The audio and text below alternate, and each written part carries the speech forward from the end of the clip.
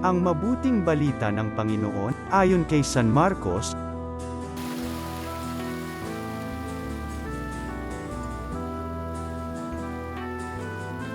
Mga kapatid, dumating na si Kristo, ang dakilang saserdote ng bagong tipan. Siya'y naglilingkod doon sa sambahang lalong dakila at walang katulad, hindi ginawa ng tao, alalaong bagay wala sa sanlibutan ito. Minsan lamang pumasok si Kristo sa dakong kabanal-banalan, at iyo'y sapat na. Hindi dugo ng mga kambing at bisirong baka ang kanyang dalang handog, kundi ang sariling dugo, sa ikapagpapatawad ng mga kasalanan natin.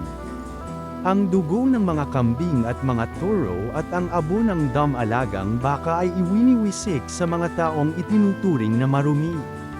Sa gayon, sila'y nagiging malinis ayon sa kautusan. Ngunit higit na di hamak ang magagawa ng dugo ni Kristo.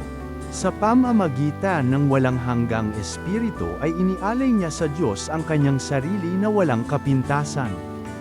Ang kanyang dugo ang lumilinis sa ating puso't isip upang talikdan na natin ang mga gawang walang kabuluhan at paglingkuran ang Diyos na buhay. Ang mabuting balita ng Panginoon.